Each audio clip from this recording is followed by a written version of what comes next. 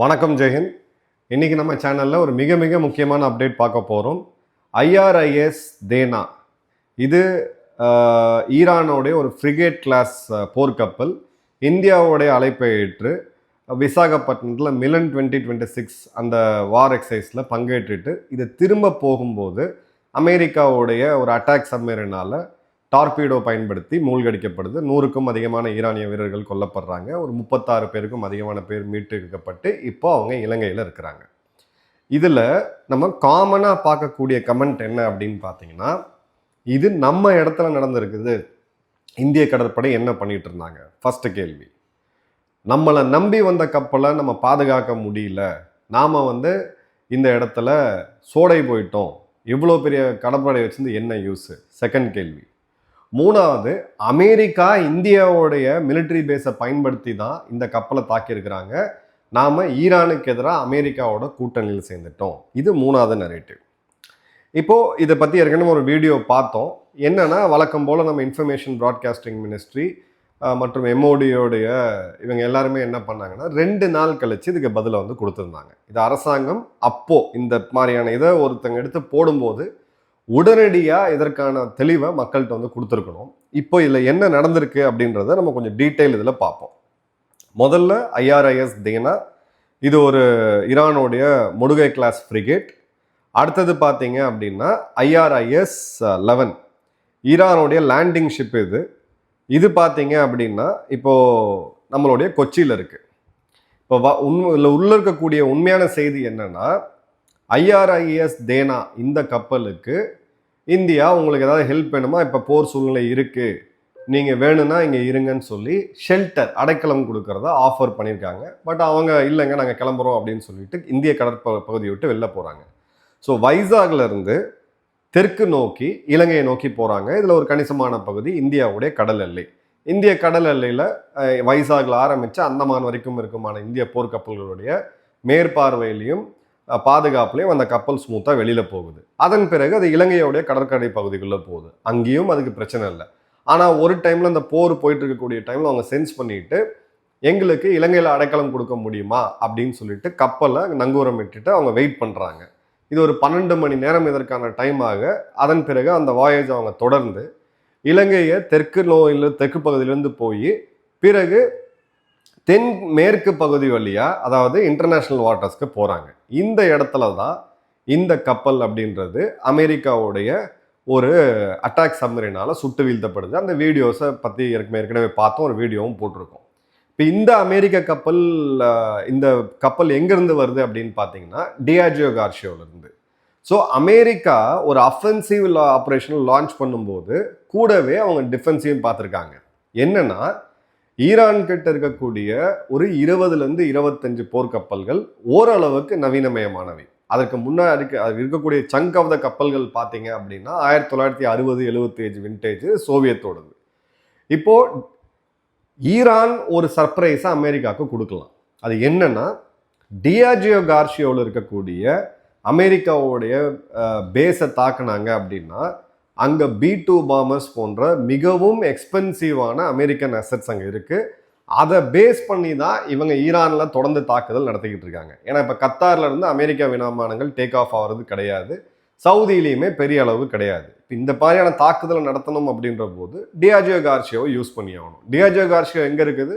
இலங்கை, மாலத்தீவுலேருந்து தென்மேற்கு பகுதிகளில் அங்கே டியாஜியோ கார்ஷியோன்ற தீவு இருக்குது.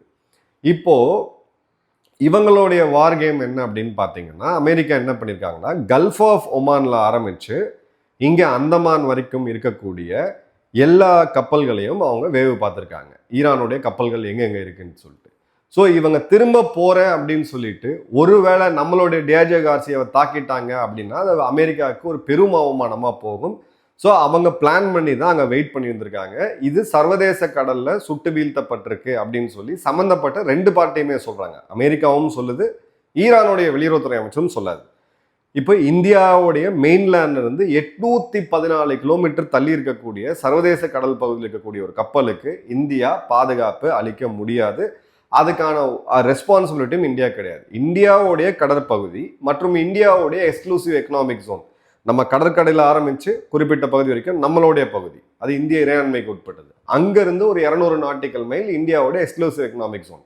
இந்த இடத்துல நடந்திருந்தா இந்திய கடற்படையை நம்ம குறை சொல்லலாம். ஆனால் இது நடந்தது 816 கிலோமீட்டர் நம்மளுடைய மெயின்லேண்ட்ல இருந்து இலங்கை கடற்பகுதியை தாண்டி இருக்கக்கூடிய சர்வதேச கடல் பகுதிகளில். இதை 2 நாடுகளுமே ஒத்துக்கிறாங்க, அதற்கான அறிக்கையுமே வந்திருக்கு.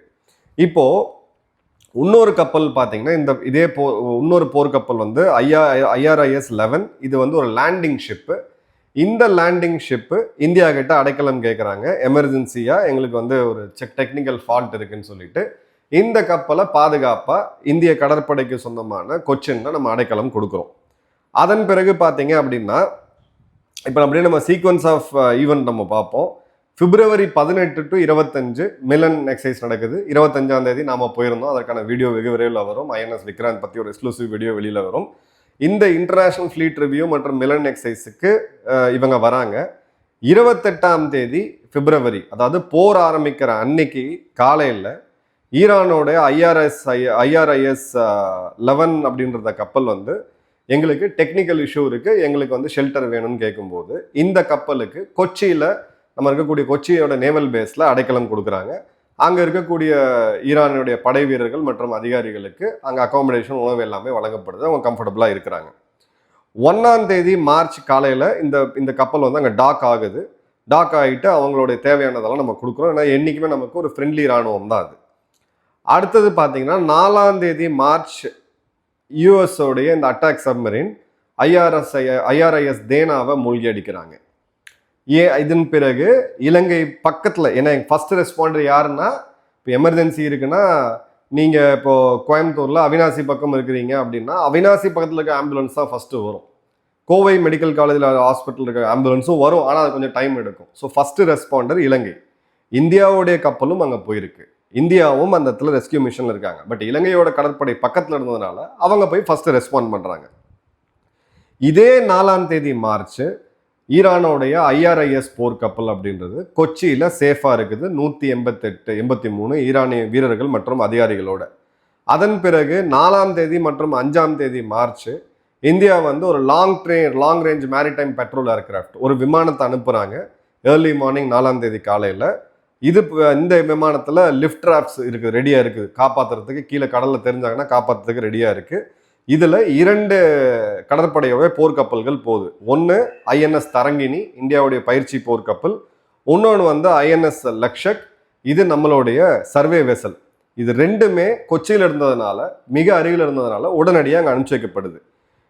இந்த மெஷர்ஸ் எல்லாமே நம்ம இலங்கை கடற்படையோட கோஆர்டினேட் பண்ணி பண்ணுறோம். அமெரிக்காவுக்கோ இஸ்ரேலுக்கோ இதில் வந்து எந்த சம்பந்தமும் இல்லை. அதன் பிறகு ஈரானுடைய வெளியுறவுத்துறை அமைச்சர் அடுத்த நாள் சொல்றாரு, இது அட்ராசிட்டி அட் சி. நாசிக்கள் எப்படி குறி வச்சாங்களோ உலகப் போர்ல அது மாதிரி குறை வச்சிருக்காங்க. இந்தியாவுடைய கெஸ்டா போயிட்டு வந்த எங்க கப்பலை இவங்க சர்வதேச எல்லையில தாக்கி அழிச்சிருக்காங்க அப்படின்றாங்க. அமெரிக்காவுடைய சென்காமும் வெளியிடுறாங்க, ஒரு வீடியோ வெளியிடுறாங்க. ஈரானுடைய போர்க்கப்பலை நாங்க சர்வதேச கடல் பகுதிகளில் மூறியடிச்சோம். சம்பந்தப்பட்ட 2 பார்ட்டியுமே இருக்கிறாங்க. இங்க கொடுக்குற அந்த நரேட்டிவ் பார்த்தீங்கன்னா இந்தியாவுக்குள்ள இருந்துச்சு, இந்தியா துரோகம் பண்ணிடுச்சு, இந்தியா இதை பண்ணிடுச்சு. காமன் சென்ஸ்னு ஒன்று இருந்தால் நம்ம நாட்டு பேரில் அழைப்பில் வந்த ஒரு நாட்டுடைய கப்பலுக்கு இந்தியா துரோகம் பண்ணுமான்னு யோசிக்கணும். இல்லை இங்கேருந்து எவ்வளோ தூரம் இருக்குன்னு சொல்லி நீங்கள் ஃப்ளைட் ரேடாரில், நீங்கள் ஷிப்பிங் ரேடாரில் போய் பார்த்தாலே தெரியும். இது எல்லாமே கம்ப்ளீட்டாக ஒரு பொலிட்டிக்கல் நரேட்டிவாக எடுத்துகிட்டு போயிருக்காரு தான் ரொம்ப ரொம்ப துரதிருஷ்டமான விஷயம். அதே மாதிரி பார்த்தீங்க அப்படின்னா IRIS 11 அப்படின்றது கம்ஃபர்டபுளாக 4ஆம் தேதியிலேருந்து இப்போ வரைக்கும் அவங்க கம்ஃபர்டபுளாக தான் இருக்கிறாங்க. அதே மாதிரி இந்தியாவுடைய சர்ச் அண்ட் ஆப்ரேஷன் தொடர்ந்து வந்து கண்டினியூ ஆச்சு. இது ஒரு இந்த ஈரானுடைய எஸ்கலேஷனில் சர்வதேச கடல் பகுதிகளில் நடக்கக்கூடியது. இப்போ $1 மில்லியன் கேள்வி என்னன்னா, அமெரிக்காவுடைய சப்மெரின் நீர்மூழ்கி கப்பல் இந்தியாவுக்கு இவ்வளோ க்ளோஸாக 814 கிலோமீட்டர் க்ளோஸாக வர வரைக்கும் இந்தியா என்ன பண்ணிட்டு இருந்துச்சு? அகெயின் இதெல்லாமே நம்ம ஓய்வு பெற்ற கடற்படை அதிகாரிகள் 40-35 வருடம் கடற்படையிலே தங்கள் வாழ்க்கையை கொடுத்தவங்கள்ட்ட இருந்து இன்புட் வாங்கி நான் இதை சொல்கிறேன். ஃபர்ஸ்ட் அண்ட் ஃபார்மோஸ்ட்டு சர்வதேச நாடுகள், நீர்மூழ்கி கப்பல் வச்சுட்டு இருக்கக்கூடிய எல்லா நாடுகளும் சர்வதேச கடல் எல்லையில் தொடர்ந்து பயணம் பண்ணிக்கிட்டே இருப்பாங்க. சோனார் இதெல்லாம் எடுத்துக்கிட்டு இருப்பாங்க.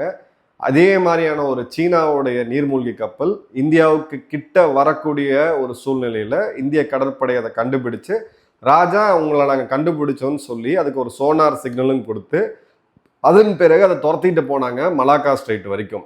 இதை பற்றி நம்ம ஏற்கனவே ஒரு வீடியோ போட்டிருக்கோம். அதே மாதிரி அமெரிக்காவுடைய சப்மரீனை இந்தியா டிடெக்ட் பண்ணுறாங்க அப்படின்னா அது பொது பார்வைக்கு கிடையாது. இது ஒரு இராணுவ ரகசியம்.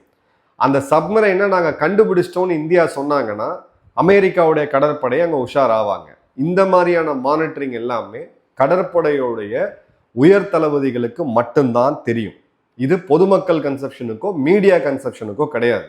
இந்த மாதிரியான நூற்றுக்கணக்கான மிஷன்ஸை இந்திய கடற்படையும் கேரி ஃபார்வர்ட் பண்ணுவாங்க. ஆப்ரேஷன் சிந்தூர் அப்போ கராச்சி துறைமுகத்திலேருந்து கிட்டத்தட்ட ஒரு 15-30 கிலோமீட்டர் தொலைவில் இந்தியாவுடைய ஒரு சப்மரைன் இருந்ததை அதன் பிறகு அன்கன்ஃபர்ம்டு நியூஸாக வெளியில் வந்துச்சு. ஸோ சப்மரைன் அப்படின்றது வெளியில் தெரியக்கூடாது. ஸோ எதிரி நாட்டோடைய சப்மரைனோ இல்லை நட்பு நாடுகளுடைய சப்மரைனோ நம்ம அருகில் கண்டுபிடிக்கிறோம் அப்படின்னா அது எப்படி கண்டுபிடிச்சோம் அப்படின்றது நம்மளுடைய இராணுவ வல்லமை, நம்மளுடைய இராணுவ ரகசியம். அதை வெளியிட முடியாது, வெளியிடவும் கூடாது.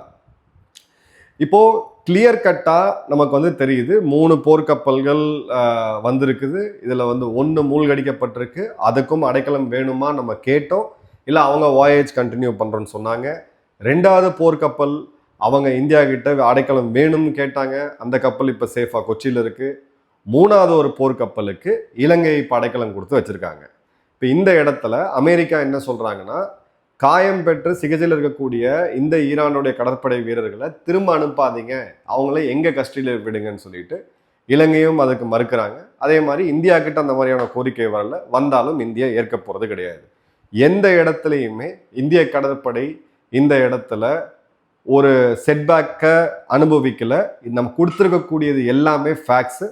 கமெண்ட்ல நீங்கள் இதை ஆர்கியூ பண்ணணும்னா கவுண்டர் ஃபேக்டை வைங்க வித் ஒரு சோர்ஸோட. இந்த இதில் நான் இப்படி போட்டிருக்கு, கடற்படையோ இல்லை இவங்களோ சொன்னாங்கன்னு சொல்லிட்டு. ஸோ கிளியர் கட்டான ஒரு மிலிட்ரி ஆப்ரேஷனில் எந்த சார்பும் எடுக்காமல் இந்தியா நடுநிலையாக போயிட்டுருக்கு. இல்லாட்டி ஈரானுடைய வெளியுறவுத்துறை அமைச்சர் இந்தியாவை நாங்கள் நம்பணும், இந்தியா இப்படி பண்ணிட்டாங்களேன்ற அறிக்கை கொடுத்துருக்கலாம், இல்லை கண்டனம் தெரிவிச்சிருக்கலாம், இல்லை வருத்தம் தெரிவிச்சிருக்கலாம். அவங்களும் சொல்கிறாங்க இது சர்வதேச கடல் எல்லையில் தான் நடந்திருக்கு அப்படின்ட்டு. ஒரு போர்க்கப்பலுக்கு நம்ம அடைக்கலம் கொடுத்துருக்கோம். இன்னொரு போர்க்கப்பல் இலங்கையில் இருக்கு. அடைக்கலம் வேணான்னு சொல்லிட்டு போன கப்பல் இந்தியாவுடைய சர்வதேச எல்லையை தாண்டி, கடல் எல்லையை தாண்டி, இந்தியாவுடைய எக்ஸ்க்ளூசிவ் எக்கனாமிக் ஜோனை தாண்டி, ஸ்ரீலங்காவுடைய கடல் எல்லை மற்றும் எக்ஸ்க்ளூசிவ் எக்கனாமிக் ஜோனை தாண்டி சர்வதேச கடல் எல்லையில் இது நடந்திருக்கு.